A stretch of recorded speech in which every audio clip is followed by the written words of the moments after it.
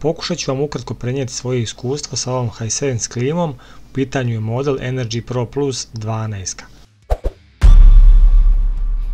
Na ovu klimu se grijem već 2 godine, tako da imam finog iskustva za podijeliti sa vama. Pa prije nego što vam prenesem svoje iskustvo, samo ćemo na brzinu preći preko karakteristika koje su mi se najviše svidjele, a to je da je to uređaj sa A i 3+, znači sa velikom energetskom efikasnošću. Ovim natpisima uvijek ne možete 100% vjerovati, međutim meni se ova klima pokazala stvarno prilično štedljiva. Ono što mi se svidjelo je što ima snagu zagrijavanja od 4,2 kW, kao što vidite ovdje, dok većina 12 ima oko 3,5 kW, znači eventualno prilaze 4 kW, malo koja ima preko 4 kW. Sljedeća stvar koja mi se svidjela je što ona ima skop od 5.1, odnosno kop od čak 4,29, što je poprilično visoko, znači malo koja klima ima toliki kop, odnosno toliko efikasnost, i masa vanjske i unutrašnje jedinice. Znači vanjska jedinica ovdje ne piše na ovoj specifikaciji, ali je inače teška 33 kg, znači ona je teška kao neka prosječna 18 klima, što trebalo bi da znači da je poprilično dobra, efikasna i da dobro podnosi hladnoće. Inače ova klima ima grijač vanjske jedinice, odnosno grijač dole tacne na dnu, i kada su veliki minusi on se pali stalno je uključen, tako da stvarno smanjuje učestalost defrosta, a uopšte ne troši puno struje. Prije nego što vam prenesem sve njene prednosti i nedostatke, reći vam koliki prostor grijem. Ja konkretno grijem prostor od nekih 30 do 35 kvadrata. Ovdje ću ukratko preći preko potrošnje, znači pokazat ću vam potrošnju ove klime, znači imamo ovdje jedan mjerač potrošnje na koji je klima prikopčana i ovo je njena trenutna potrošnja, znači ona sad u ovom trenutku vuče 396 W, danas je potrošila nepuna 3 kW, međutim temperatura je u plusu, tako da to nije toliko mjerodavno. Ovdje dole vidite potrošnju za januar, kod mene sada u trenutku snimanja je 18. januar i ona je znači za januar potrošila 105 kW i ovdje se vidi da je ona zadnjih dana trošila oko nekih 6, 7, 8 kW. Evo ovaj dan kada je bila potrošnja 10 kW, znači 12. januar, tada je temperatura bila -7. Uglavnom ako se zagledate u januar vidjet ćete da ni jedan dan ona nije išla nešto puno preko 7-8 kW, a ima i nešto dana kada je temperatura bila u plusu, znači kada je trošila i po 4 kW.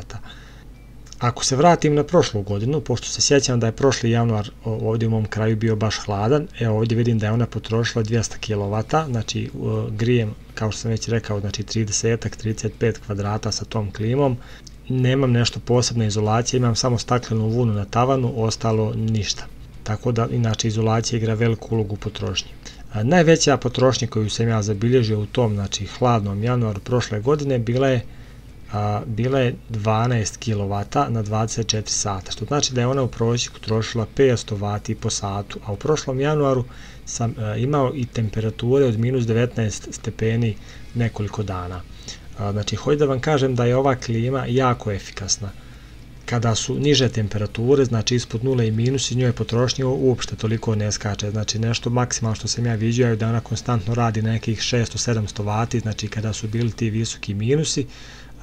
Međutim, kada se uzme neki prosjek, znači dnevne i noćne temperature, ona meni nikada u prosjeku nije trošila više od 500 W po satu. Znači prosječna potrošnja meni ove klime je 500 W po satu, odnosno pola kW, što je stvarno nevjerovatno. Tako da ova klima, evo ovdje imate, pa čisto možete pogledati, znači po mjesecima potrošnju ove klime, a ovo je znači za prošlu godinu. Evo od januara do maja ovdje vidite znači koliko je malo potrošila. Znači u tom prostoru ona mi je jedino grejno tijelo, a evo ovdje možete vidjeti i potrošnju, znači početak ove sezone, novembar, decembar i evo trenutno januar. Tako da ona je stvarno efikasna i stvarno jako štedljiva i odlična, nevjerovatna klima. Međutim, ona ima par nekih sitnica, nedostataka koje ću vam čisto spomenuti da znate ako bi se odlučilo za ovu klimu, mada po meni ta njena efikasnost, kvalitet grijanja i preciznost održavanja temperature je nešto što je najbitnije. Meni te neke sitnice koje ću vam uskoro spomenuti uopšte ne smetaju. Prva stvar na koju trebate obratiti pažnju je što je ta klima vrlo velika, znači vanjska jedinica je skoro kao kod 18, ima 33 kg, tako da ona nije za malog prostora. Znači najniža modulacija na kojoj ona može raditi, znači najniža potrošnja na koju ona može vući, odnosno trošiti, je 400 W. U nekim rijetkim situacijama se spušta do 350, ali to je jako teško. Znači najniža stabilna potrošnja na kojoj ona radi je 400 W. Sad ne znam koliko se razumijete ili ne razumijete. Znači inverter smanjuje svoju potrošnju ako to može kada zagrije prostor, i kada zagrije prostor on održava tu temperaturu tako što puše topljika vazduh i smanjuje svoju potrošnju. Kada se prostor zagrije i više nego što treba sa tom najnižom potrošnjom, najnižom snagom, onda klima uđe u stanje mirovanja, odnosno djelomično se ugasi tako da ne bi pregrijala prostor. Kada opadne temperatura u prostoriji, klima opet nastavlja sa radom. Znači najmanja potrošnja, najniža snaga na kojoj može raditi ova klima je 300, odnosno 400 W, ispod toga ne može i ona se gasi. Problem će biti sa ovom klimom ako je stavite u malu prostoriju, znači ispod nekih 17-18 kvadrata, ona će se u prelaznim mjesecima, kada je vanja temperatura iznad nule, jako često paliti i gasiti. Nije da joj to nešto smeta, ali više volim kada klima može raditi konstantno i održavati tu temperaturu bez paljenja i gašenja. Tako da ja vam je ne bi nikako preporučio da je stavljate u prostoriju ispod 20 kvadrata. Ovo nije neki veliki minus, pošto je ona jako efikasna, ali moram vam to spomenuti, tako da je slučajno ne bi stavili u neku maletsku sobicu. Inače, ova klima je napucana svim mogućim i nemogućim opcijama, ona vam ima ovo kao pametno oko, Smart Eye, koje prati gdje se vi nalazite ako uključite tu opciju i usmjerava svoje krilca tako da ne puše nikada u vas, nego oko vas, mimo vas, znači. Na daljinski inače možete štimati puhanje horizontalno i vertikalno također. Imate onaj High Nano koji navodno ubija viruse i bakterije, mada ja nešto ne vjerujem da te stvari nešto efikasno funkcionišu, mislim da su to više neki marketinški trikovi, ali nije to toliko ni bitno.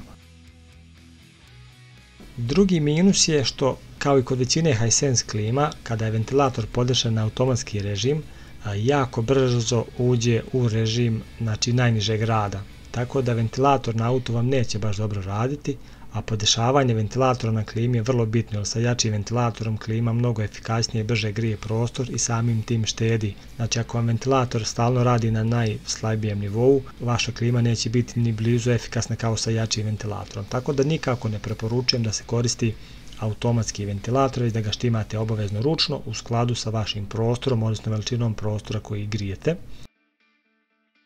I treći mali minus koji ima ova klima, jednostavno display, odnosno prikaz temperature nije dobro kalibrisan sa senzorom, znači klimu morate štimati za jedan otprilike 1,5 stepen, odnosno pošto nemamo opciju 1,5, znači za 1 ili 2 stepena niže. Znači ako želite u prostoriji 24 stepena, štimate na daljinskom 22 stepena i ona će potpuno precizno održavati 24 stepena. Znači da se razumijemo, ova klima nije neprecizna, neke klime ne održavaju temperaturu precizno, znači pregriju prostor, pa onda čekaju da temperatura dosta opadne da bi počele da griju. Ovo nije slučaj sa tom, znači, klimom, jako je precizna, međutim morate štimati za stepen ili 2 od onoga koliko želite. Znači ako želite 23 stepena, štimajte 21 ili 22 i ona će jako precizno održavati 23 stepena. Ako želite 25 stepeni, štimajte 23 ili 24 i ona će precizno održavati 25. Znači jednostavno oduzmite za 1 ili 2 stepena od onoga što na njoj piše.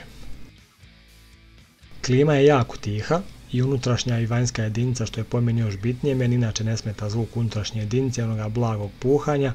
Ono što zna često smetati kod klima je brundanje vanjske jedinice. Ova klima je jako tiha, znači sa otvorenim prozorom ona se maltene nikako ne čuje, to jest više se čuje ventilator i neki tihi rad kompresora. Kada zatvorim prozor i stojim kraj njega, znači na pola metra od klime, apsolutno se ništa ne čuje, čak ni kada klima radi na puno većoj modulaciji, znači na većoj potrošnji, na većoj hladnoći, potpuno je, znači, nečujna.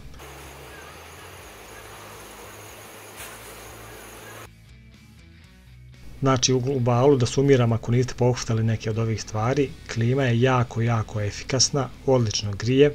Mali nedostaci, minusi su, znači, to što nije za malu prostoriju, znači ne možete stavljati u malu prostoriju jer će se često paliti i gasiti, znači ne modulira niže od 400 W, međutim velika je prednost što ni na velikim hladnoćama i minusima uopšte ne skače puno od tih 400 W, znači radi na 600 W, 500-600 W, rijetko kad preko toga. Kod mene je, znači, prosječna potrošnja bila 500 W po satu kada je bilo oko minus 15 pa čak do minus 19 stepeni. Drugi nedostatak je što joj prikaz temperature laže za 1,5 otprilike 2 stepena, tako da štimate za 2 stepena niže od onoga što hoćete. Jako je precizna u održavanju temperature, jako je tiha, ima opciju da se poveže na Wi-Fi. Međutim, ventilator na automatskom režimu ne radi pametno, ne radi dobro, znači morate ventilator obavezno na grijanju štimati ručno. To je to, od mene velika preporuka za ovu klimu. Još sam čak čuo od majstora da je u njoj Toshibin kompresor koji je jako kvalitetan i dugovječan. Evo vam i dokaz. Znači, vanjska temperatura je kod mene trenutno -1 stepen. Evo, upalit ću vam kameru da vidite da je klima naštimana na 23 stepena. U prostoriji je 24 stepena.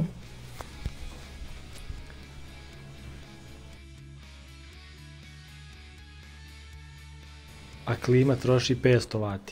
Na ovom kanalu snimam kratke i jednostavne tutoriale, uputstva i savjete vezane za raznu tehniku, aparaturu, pametne uređaje i naravno računare, kako o hardveru, tako i o softveru. Značilo bi mi puno da se prijavite na moj kanal i tako olakšate njegov rast i napredak.